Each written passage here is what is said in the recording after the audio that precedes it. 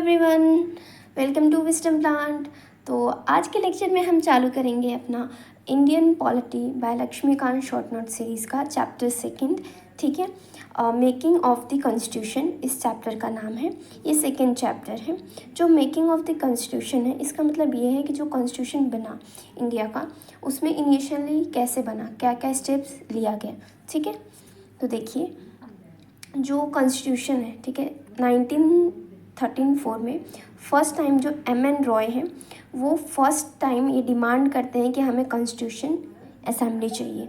मतलब कि ऐसी असेंबली चाहिए जो मिलके क्या बनाएगी, इंडिया की कॉन्स्टिट्यूशन। ठीक है, इसीलिए कॉन्स्टिट्यूंट असेंबली की इन्होंने डिमांड रखी। ठीक है, और जो एम.एन. रॉय थे वो कम्युनिस्ट मूवमेंट के पायोनियर थे। ठीक है, फिर क्या होता है 1935 में जो आईएनसी है, इंडियन नेशनल कांग्रेस, ठीक है, वो फर्स्ट टाइम ऑफिशियली डिमांड करती है कॉन्स्टिट्यूट असेंबली की, जो सीए मतलब कॉन्स्टिट्यूट असेंबली। ओके, फिर क्या होता है 1938 के अंदर जो नेहरू हैं, जवाहरलाल नेहरू, वो क्या करते हैं on the behalf of INC, मतलब कि आईएनसी की तरफ से, बिहाफ मतलब क्या होता है, तरफ से। ठीक है, आईएनसी की तरफ से वो डिक्लेयर करते हैं ऐसा कि जो कॉन्स्टिट्यूशन है फ्री इंडिया का, वो फ्रेम किया जाएगा कॉन्स्टिट्यूट असेंबली के द्वारा, और इसके अंदर किसी आउटसाइडर के इंटरफेरेंस नहीं होगा। ठीक है, फिर आता है इसी को डिमांड को जो ब्रिटिश है वो एक्सेप्ट कर लेती है, और एक्सेप्ट करने के बाद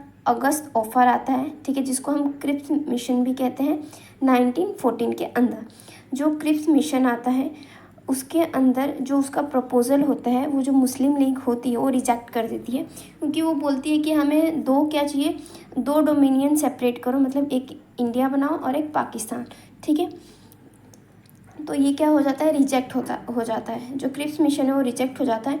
फिर क्या होता है, कुछ सालों के बाद, मतलब 6 साल के बाद जो है आता है हमारा कैबिनेट मिशन। जो कैबिनेट मिशन है, इसके अंदर 3 लोग होते हैं। ठीक है, पहले होते हैं क्रिप्स, जो कि फर्स्ट जो अगस्त ऑफर है इसमें भी थे, इनके हेड थे, इसलिए क्रिप्स मिशन भी इसको नाम दिया गया था। क्रिप्स होते हैं। ठीक है, फिर आते हैं पेंथिक लॉरेंस और एवी अलेक्जेंडर, तो ये 3 लोग आते हैं। ठीक है, कैबिनेट मिशन के अंदर। ठीक है, और यहाँ पे जो है जो मुस्लिम लीग है वो क्या करती है, वो 2 कॉन्स्टिट्यूशन असेंबली की डिमांड करती है, बट ये जो कैबिनेट मिशन है ये रिजेक्ट कर देता है, ये सिर्फ एक सिंगल कॉन्स्टिट्यूट असेंबली बनाता है। ठीक है, फिर क्या होता है, कॉन्स्टिट्यूट असेंबली बन जाती है। ठीक है, इन्होंने परमिशन दे दी, कैबिनेट मिशन ने क्या कर दिया, परमिशन दे दिया। तो फिर हम आते हैं कॉम्पोजिशन ऑफ कॉन्स्टिट्यूट असेंबली, मतलब जब कॉन्स्टिट्यूट असेंबली के अंदर कौन से कितने लोग थे, कितनी सीटें थी। ठीक है, एंड कैसे बनी थी। ठीक है, इसकी हम बात करेंगे। तो देखिए जो कॉन्स्टिट्यूट असेंबली नवंबर 1946 को बनती है। ठीक है, और ये क्यों बनती है, किसके प्रपोजल से बनती है, तो कैबिनेट मिशन के प्रपोजल से बनती है। ओके, फिर क्या होता है कि इसकी जो स्ट्रेंथ की बात करें, कॉन्स्टिट्यूट असेंबली में लोग कितने थे, तो 389 लोग थे। ठीक है, जो मैंने पिंक पेन से हाईलाइट किया है वो इम्पोर्टेंट पॉइंट्स हैं। ठीक है, मोस्टली एग्जाम में ये आते हैं। ठीक है, इसी पॉइंट से। तो देखिए कितने स्ट्रेंथ थी, तो 389 थी, जिसके अंदर 296 जो सीट थी वो ब्रिटिश इंडिया को थी। ठीक है, और 93 प्रिंसली स्टेट को थी। ठीक है, और 296 में से 292 जो थे वो गवर्नर प्रोविंस जो थी वहाँ से लोग आएंगे, और 4 जो होंगे वो चीफ कमिश्नर प्रोविंस थी, वहाँ से आएंगे। ठीक है, ऐसा डिवीज़न उन्होंने किया था। ठीक है, फिर जो वोटिंग मेथड थी, जो जितने भी लोग प्रेजेंट थे कॉन्स्टिट्यूट असेंबली में, वो वोटिंग के थ्रू आए थे। ठीक है, और जो वोटिंग मेथड यहाँ पे अडॉप्ट की थी, वो वोटिंग मेथड थी proportional representation bye means of single transfer vote. ठीक है, ये इन्होंने मेथड अडॉप्ट किया था। और यहाँ पे क्या था, कम्युनल इलेक्टोर था, मतलब कि जो मुस्लिम है वो मुस्लिम को वोट करेंगे, जो सिख है वो सिख को वोट करेंगे, और जो हिंदू है वो हिंदू को वोट करेंगे। ठीक है, और ये लिमिटेड लोगों के पास ही था, जैसे कि टैक्स बेस्ड, ठीक है, और प्रॉपर्टी बेस्ड, जिनके पास ऐसे सब वेल्दी लोग थे, उन्होंने ही यहाँ पे वोटिंग दी थी। ठीक है, ऐसा नहीं कि अडल्ट फ्रेंचाइजी यहाँ पे फॉलो नहीं की गई थी, कि पूरे ऑल इंडिया के लोगों ने वोट यहाँ पे नहीं किया था, कुछ गिने चुने लोगों ने ही वोट किया था। ठीक है, जिनके पास वोटिंग राइट थी। फिर आता है क्या होता है कि जो प्रिंसली स्टेट होती है, जो उनके हेड होते हैं, मतलब जो किंग होते हैं, वो नॉमिनेट करेंगे रिप्रेजेंटेटिव, ठीक है।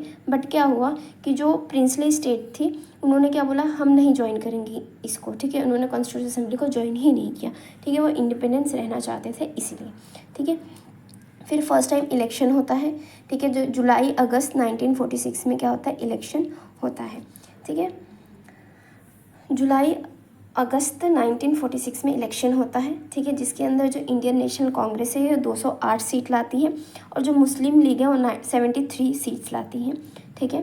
और जो कॉन्स्टिट्यूशन असेंबली है वो बन जाती है, ठीक है। जो कॉन्स्टिट्यूशन असेंबली बनती है उसमें सब मेंबर होते हैं, वुमेन, SC ST, ठीक है। जो फेमस पर्सनालिटीज़ थे जैसे कि जवाहरलाल नेहरू, डॉक्टर BR अम्बेडकर, ठीक है, वल्लभ भाई पटेल, सारे की सारे पर्सनालिटीज़ यहाँ पे थे। सिर्फ महात्मा गांधी इसको ज्वाइन नहीं किए थे, ठीक है।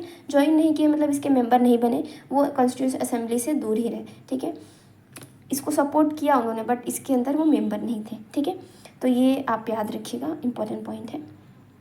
फिर क्या होता है कि जो कॉन्स्टिट्यूशन असेंबली बन जाती है वो इलेक्शन के बाद वो अपनी फर्स्ट मीटिंग रखती है 9 दिसंबर 1946 को, ये डेट याद रखिएगा, 9 दिसंबर 1946 को।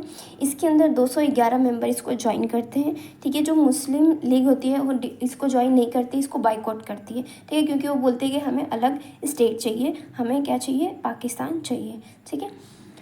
फिर क्या होता है, जो असेंबली हेल्ड होती है 9 दिसंबर 1946 को, जो डॉक्टर सच्चिदानंदा है वो टेम्परेरी प्रेसिडेंट इलेक्ट होते हैं, ठीक है, क्योंकि इनकी सबसे ज़्यादा एज होती है तो इनके एज के बेस पर टेम्परेरी इनको इलेक्ट किया जाता है एज ए प्रेसिडेंट, ठीक है। फिर उसके बाद क्या होता है, डॉक्टर राजेंद्र प्रसाद जो हैं, जो हमारे फर्स्ट प्रेसिडेंट हैं, उनका इलेक्शन होता है, मतलब वो एक परमानेंट प्रेसिडेंट इलेक्ट होते हैं कॉन्स्टिट्यूट असेंबली की, ठीक है। फिर जो SC मुखर्जी होते हैं और VT कृष्णामाचारी, ये 2 वाइस प्रेसिडेंट बनते हैं इस कॉन्स्टिट्यूशन असेंबली के, ठीक है। तो ये लेक्चर हमारा यहीं तक। नेक्स्ट लेक्चर में हम बात करेंगे ऑब्जेक्टिव रिजोल्यूशन, जो कि नेहरू जी पास करते हैं, ठीक है। अगर आपको ये वीडियो अच्छी लगी हो, इन्फॉर्मेटिव लगी हो, तो हमारे साथ ऐसे ही जुड़े। Tata, bye bye.